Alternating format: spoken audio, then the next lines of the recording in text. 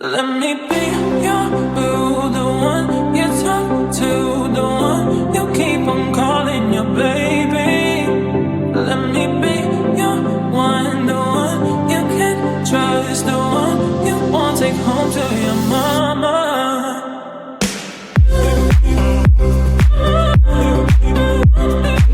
Hey guys, welcome back to my channel Shri की दुनिया। कैसे हो आप सब? उम्मीद है आप सब बहुत अच्छे होंगे। तो गाइस, आज है सैटरडे और मैंने व्लॉग सुबह से ही शुरू कर दिया है। सुबह के बज रहे अभी 7, तो मैं पहले ही जग गई थी और ये इस तरह से मेरा हमेशा ही इस तरह की मॉर्निंग होती है। लेकिन आज मैं फिर भी थोड़ा लेट उठी हूँ। डेली मैं थोड़ा पहले उठती हूँ क्योंकि ब्रेकफास्ट और लंच दोनों ही बनाना होता है और ज़ोई जग जाती है तो मुझे कुछ भी करने नहीं देती है। बट हाँ, सुबह सुबह का रूटीन मेरा डेली का यही होता है। मैं सुबह उठती हूँ, फ्रेशन अप होती हूँ, उसके बाद किचन में आकर दूध निकालती हूँ, उसकी मलाई निकालती हूँ और 10 या 15 दिन में जब वो इकट्ठा हो जाता है ना तो उसका घी निकालती हूँ। तो घी का भी मैंने वीडियो आपसे शेयर किया था कि मैं किस तरह से निकालती हूँ। तो गाइज़, आज हमें बाहर जाना है। हमने सोचा है कहीं कहीं जाएंगे, कुछ पेंडिंग काम है तो इसलिए मैंने सोचा कि क्या बनाऊँ। मुझे समझ नहीं आ रहा था कि जल्दी जल्दी में क्या बनाऊँ ताकि हम जल्दी से खाना भी खा लें और निकल जाए, क्योंकि बाहर का हमने कल रात को ही खाया था। तो इसकी वजह से मैंने सोचा कि घर से ही कुछ खाकर जाएंगे। तो मैंने वही थोड़ी देर बाद जब पतिदेव उठे तब मैंने उनसे पूछा क्या बनाना है। तब तक मैंने अपनी चाय चढ़ाई गैस पर, दूध गर्म करने के लिए रखा और जो दूसरा वाला रूम है ना, जो ज़ोई का रूम है, उसमें कपड़े बिखरे हुए थे, आप देख सकते हो वीडियो में। तो मुझे टाइम 2 दिन से मिल नहीं रहा था कपड़े फ़ोल्ड करने का, इसलिए इतने सारे कपड़े हो गए हैं। तो वो सब फ़ोल्ड किया मैंने। जो गंदे कपड़े थे वो वॉशिंग मशीन में डाला ताकि सब काम जल्दी जल्दी हो जाए। उसके बाद मैंने अपनी चाय पी। मेरी चाय बन गई थी। डेली का मेरा ऐसा ही रूटीन है। तो काम वाली दीदी हैं उनको भी मैं थोड़ा लेट से बुलाती हूँ सैटरडे संडे क्योंकि उस दिन निशांत थोड़ा लेट से उठते हैं, क्योंकि डेली सुबह ही जगना पड़ता है तो रेस्ट नहीं हो पाता है, तो इसकी वजह से।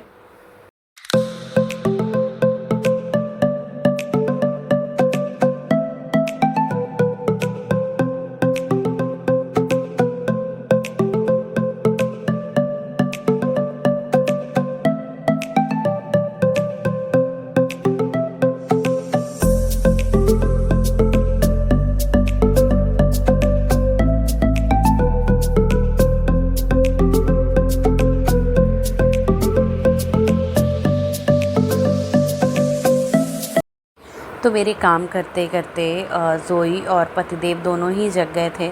तो हमने ब्रेकफास्ट में मैंने जल्दी जल्दी वो साउथ इंडियन वाला जो बनाती हूँ ना मैं, कढ़ी पत्ता वाला, वो ऑमलेट बनाया और ब्रेड और साथ में कॉफ़ी पी हमने। उसके बाद मैं जल्दी जल्दी सांभर और जीरा राइस साउथ इंडियन स्टाइल में वो बनाया। पतिदेव का मन था सब कुछ साउथ इंडियन स्टाइल में हो और थोड़ा हल्का भी लगता है ना, वो अच्छा लगता है खाने में। तो मैंने सांभर थोड़ा अलग फ्लेवर का बनाया था, थोड़ा मीठा और तीखा दोनों ही मिक्स था। तो गाइज़, मैं सांभर जिस तरह से बनाती हूँ आप वैसा ट्राई कर सकते हो।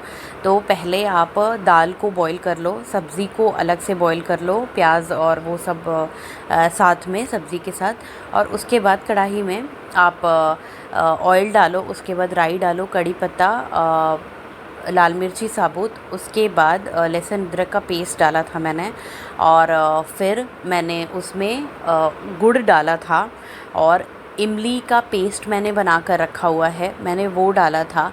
उसको थोड़ी देर भुनने के बाद मैंने उसमें मसाला डाला, जो कि ज़्यादा मसाला नहीं था। लाल मिर्ची पाउडर, धनिया पाउडर और बिल्कुल थोड़ा सा गरम मसाला नाम के लिए डाला था मैंने, और सांभर मसाला डाल दिया था।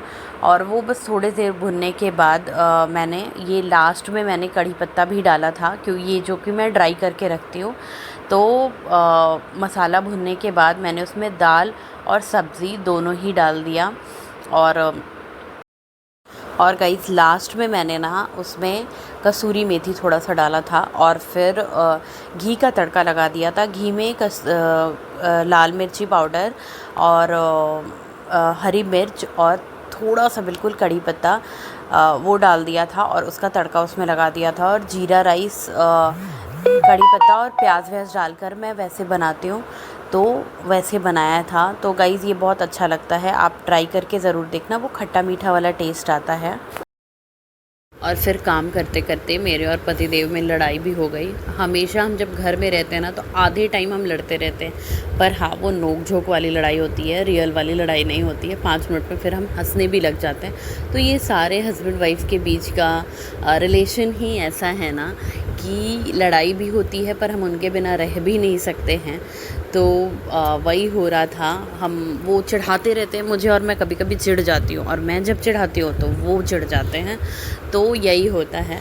तो मेरा सांभर भी रेडी हो गया। उसके बाद